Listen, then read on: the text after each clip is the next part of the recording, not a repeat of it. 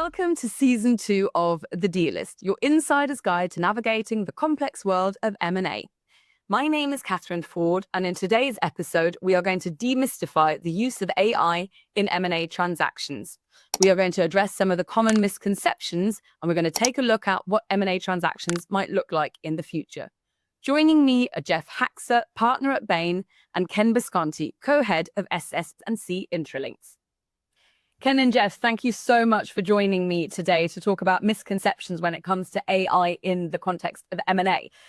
Ken, I wanted to ask you, first of all, what are some of those misconceptions that you come across when you're talking to people about the usage of AI in an M&A transaction? Well, thanks, Catherine, and thanks for having us. I certainly appreciate the opportunity. AI is obviously a big topic in M&A today, and we've talked in the past about some of the capabilities, but I know there's a lot of questions here about misperceptions as well. As you'd probably expect, probably the most popular is that we won't need humans in the process. I know we'll have some conversations about that. I think we're pretty early for that kind of conversation. We also hear topics like there's some misperceptions around the general idea that AI is necessarily better than humans or is always objective and unbiased, versus where humans may be more biased, or that more data automatically means better AI. We often find that the type of data that AI is using or is trained in, or is using to process information could be just as important in the trustworthiness of answers. We sometimes hear that people think that AI understands meaning maybe the same way that humans do, and we know that these models are still biased by patterns and probabilities, not necessarily comprehension. This general idea around objectivity and biasness, AI reflects the same biasness of the data that it gets trained on. And so if that has historical inequities or errors, those can be perpetuated or even amplified, in them. And maybe the last thing I'll comment on is this idea that, AI is only valuable in the most complex and largest, mega deals in the industry. And certainly we're finding lots of examples of ways that AI is making our overall customers much more productive in their basic efforts, and as well as the most complex insights that they may be seeking. Thank you very much.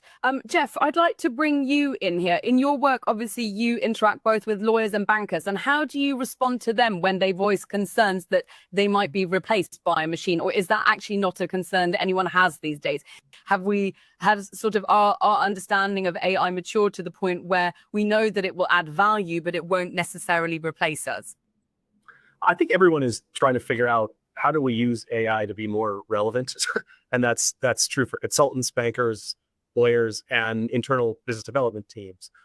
So I haven't had anyone ask me directly, do you think AI is going to replace our jobs entirely? It's more, how does our job need to evolve? Leveraging AI to get to insights faster, deeper, and more, and come up with a differential perspective relative to another buyer. What I have seen it do is it lets you get through the first phase of diligence much, much faster than you typically could do. So it's no longer taking 2, 3, 4 weeks to understand the trajectory of the base business, either from a legal standpoint or from a business standpoint. You can do that much faster, and therefore getting to, okay, what would I do with this asset, and what would my clients do with this asset? And that's what we as consultants, lawyers, bankers are wrestling with, of how do we stay relevant in a situation where you get through data much faster. You sort of raised the issue of doing things faster. Can you talk to us, both of you, please, about what the difference is between a situation where AI is supporting what humans are doing in a transaction and where AI is working completely autonomously? Where do you see at the moment the focus of those two things, and how do you see it shifting in the future? Maybe, Ken, I can come to you first of all with that question.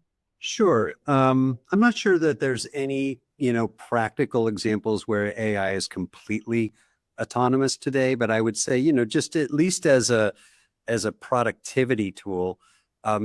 Generally, we find, a number of our clients will trust AI for classification and organization of content. They're becoming increasingly confident in trusting AI to do operations like translation and redaction of documents, PII and documents as an example. Those are areas that I would say we're maybe trusting the AI to be relatively autonomous without tons of, human supervision. But we can talk about some of the others in a minute in terms of the areas where we really are just augmenting, not replacing that autonomy.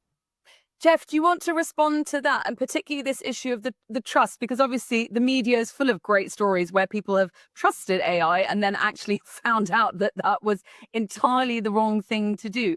Can you share some of your insights into this sort of balance between fully autonomous and the enhancing capabilities of AI has when it interacts with humans?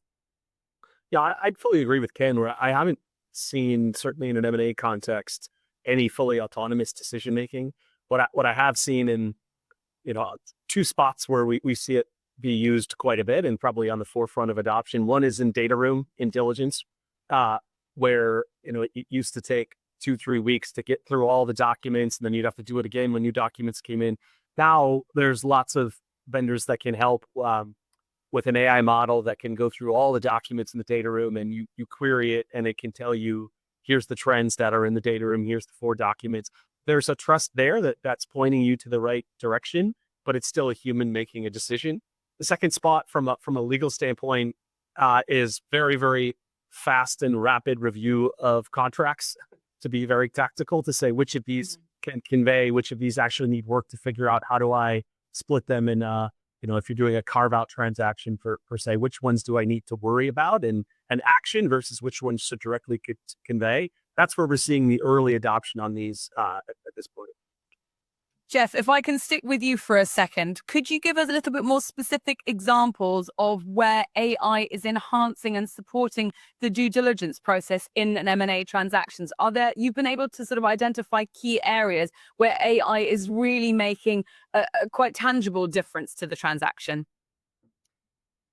Yeah, as I said, the first piece that at this point, most private equity funds are there, and you're starting to see corporate get there on querying the data room. What you've seen the really leading edge corporates, and I've only come across 1 or 2 clients where they're doing this, is they've started to load their last couple of deal models into an AI model where they then say, here's what we thought we could underwrite, here's what we achieved in terms of synergies. Now help me query that against this new transaction. And it's very early days in this last couple of weeks in reality. But that's that next frontier of, now I'm in diligence, I'm querying the data room. That's become commoditized. Everyone can do that. I've taken the say a 4-week diligence down to 1 or 2 weeks of understanding what's in the data room. And I'm expanding the amount of time I am in diligence to figure out what kind of synergies can I get, what can I underwrite. And that's where you're starting to see people load their own internal data in there to try and get a better, faster answer on how can we deliver value through this transaction. Yeah. You just add on, I'd add on what, Jeff was saying, just there, like we're starting to see early days, but, starting to see examples where people may say, look, I built my own business model, revenue model, with respect to this transaction, but I'd like to actually use the contractual obligations in the contracts, in the data room to, either validate or augment that, right? So and that would be a incredibly laborious process for somebody to do manually, traditionally. So that's another example of augmentation. We're seeing another one, like even just this month, we're introducing capabilities in our products to be able to identify duplicate questions. This is one of these real time laboring, types of exercises where we often see data rooms with, 700-800 questions in a structured Q&A process. And imagine trying to identify all the, duplicate or semi-similar, questions that a team wants to make sure that they, are either not answering twice, or if they are, answering consistently. Just a simple example of that sort of time-saving productivity boost. Thank you very much, both of you, for those really interesting insights there. We're going to take a short break, and then we're going to come back to the question of speed and the role that AI can play with speeding up M&A processes. DealCenter AI, the smart choice for next-generation deal making. Integrated, intelligent, intuitive. Transform your deal making with DealCenter AI. Intralinks. Go forward. Jeff, I want to dig a little bit deeper about how AI can affect the speed with which an M&A transaction can be done. We hear an awful lot about how M&A deals are taking much, much longer, how much more time is being invested, particularly in the due diligence phase. And obviously, given the amount of data that is all of a sudden available to everyone during those transactions, that's not a massive surprise. Talk to me a little bit about how AI can help reduce that time and really speed up things once we get into the data room phase of a transaction. Yeah, I think it's more about speeding the ingestion of data so you can understand what's there, and giving you more time to figure out how you're going to underwrite more value in a transaction on the buy side. On the sell side, I think, given a lot of what Ken said in terms of the ability to respond much more quickly to buyer or potential buyer questions, and to figure out where there's duplicates versus new questions, that in theory could allow a seller to shorten the time frame they're willing to allow buyers to ask them questions. And on the buy side, you can ingest data faster. I'll give one more example here. Just on the legal side and on the contract side, one of the long poles in any sort of complex transaction, global or carve out, is the review of contracts and the ability to say which ones require a lot of work versus which ones can actually just be assigned. And that's a spot where, if you can identify, hey, actually there's only 5% of these contracts require work, then you can accelerate the time between sign and close much faster. And the same goes for in a healthcare example. We recently saw somebody look at a full quality system review, which used to take humans months to get through and identify differences. You can get a 24-hour or a 2-hour answer with AI just by loading up, the target's quality system and your quality system in a Word doc to identify where the differences are. And so it's not only get through diligence faster, it's allowing you to say, how much time do we think this is going to take us between sign and close, and trying to get a much tighter, smaller window there by using AI to figure out where really are the long poles and how much work do we actually have to get done between sign and close. Thank you very much. Jeff, I want to stick with you because when I was doing my research and we initially spoke and preparing this podcast, you make the difference between frequent and less frequent acquirers and how they adopt technology more quickly and therefore are even more efficient when they do transactions. Can you share those insights with our listeners, please?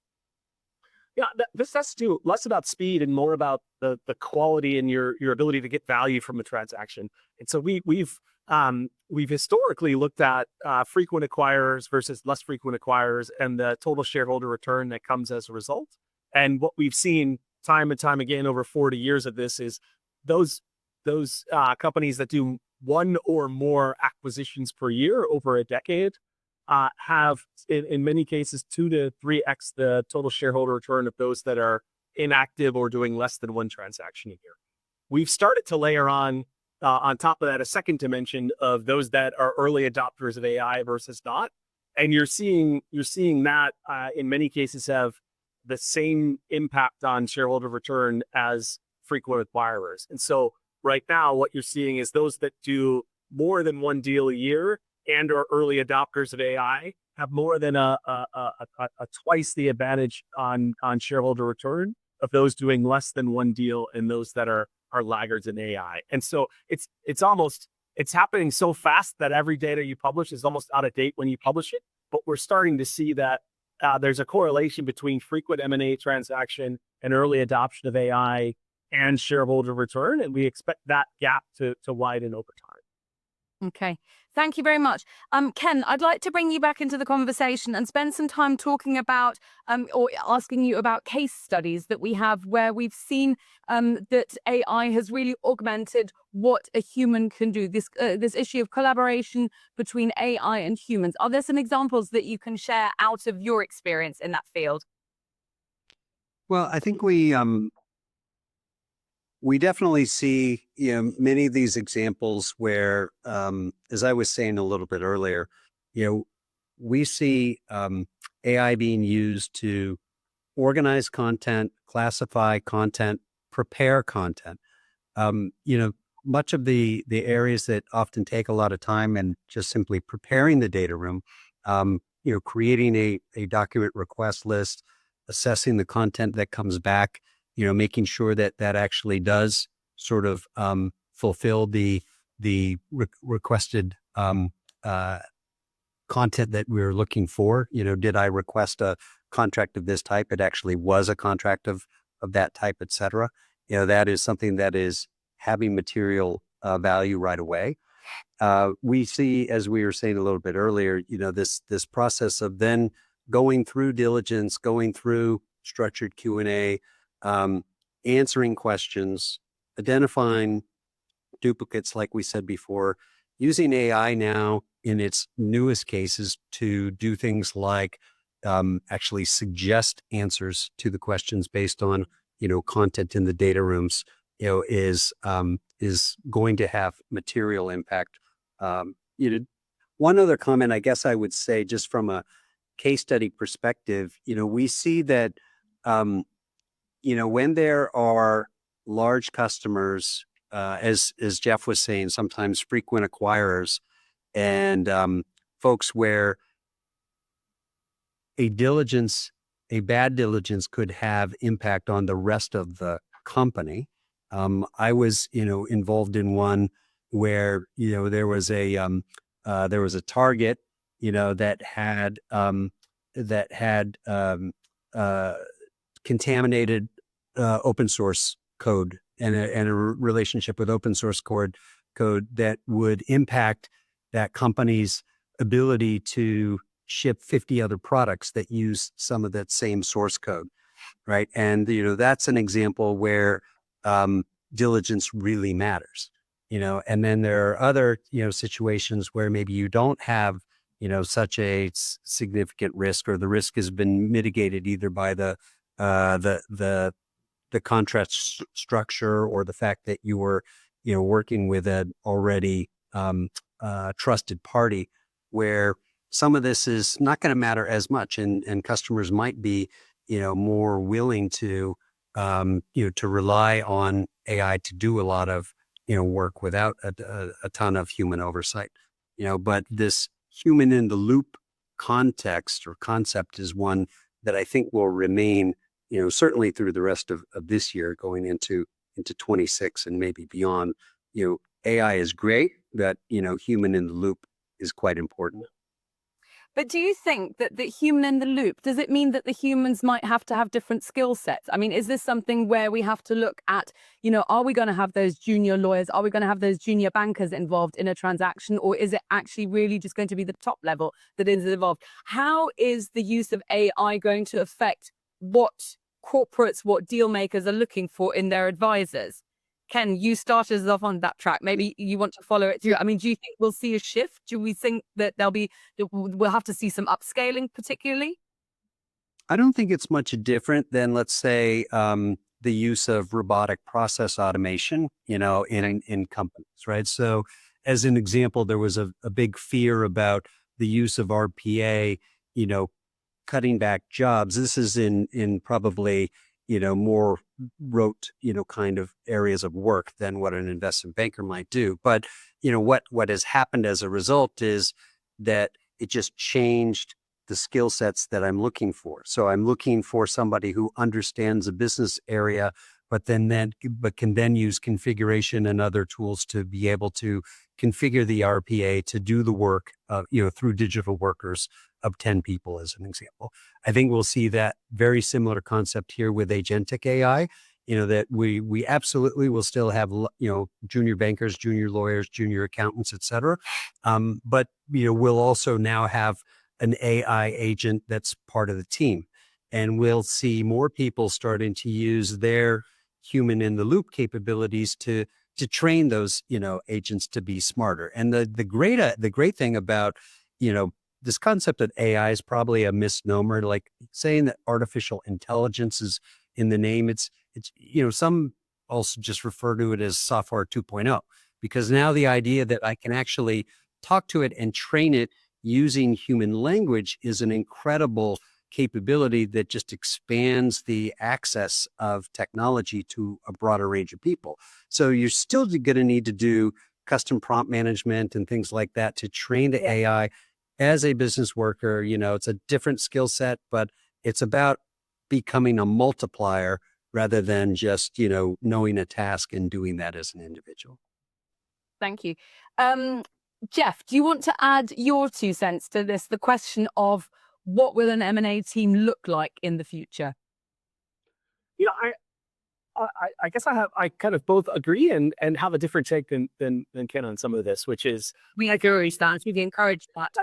well, your question is a good one of the junior versus senior talent, right? If you think about, I'll give you an example across bankers, lawyers, and consultants, right? It used to be from a bank, the senior partner would tell an analyst, hey, go grab all of the analyst reports you can find in this industry and summarize them for me and do it in 2 days. And now you literally can write a prompt and it will do it for you in an hour, right? So how do you continue to make use of your team as a banker when a big portion of that job is automated? It has to be, how do you fill that time with something that allows you to capture more value?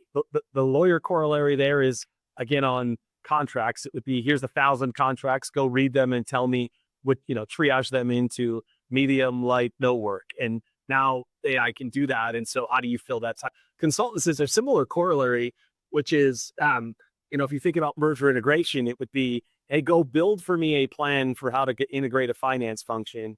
Go take the 3 last deals we've done and build it and talk to me on Friday. Well, now you've got a custom bot that can do that. So I think we're all in professional services thinking through, how do I take that time that's freed up and fill it with something that's going to drive value, either deeper, more value, or faster ability to capture value through a transaction. And I think our clients are going to demand that of us as well, because they've got, or they're building their own bots that can do a lot of the work that traditionally looked for consultants, lawyers, bankers to do. And now it's upon us as service providers to them to figure out, how do we help them accelerate or amplify the value that they can get through M&A. Okay. I think you're right, Jeff. I was talking to an advisor in London last month who was making similar comments. They're excited about the idea that they can spend more time on deal strategy, as opposed to just core diligence exercises, as an example. That's good. It's good to know that these things are being explored by deal makers all around. Now, I'd like to wrap up the podcast by asking each of you to gaze into the crystal ball and tell me what's up for AI and M&A in the future. How do you think this space will evolve in the next 3 to 5 years? I'm keeping the time frame quite short, although Ken, at the beginning of the conversation, you spoke of by the end of the year. So actually possibly 3 to 5 years is far too long a time frame. But both of you, give me your insight into where you think what the landscape will look like in the near to medium term future. Ken, would you like to go first?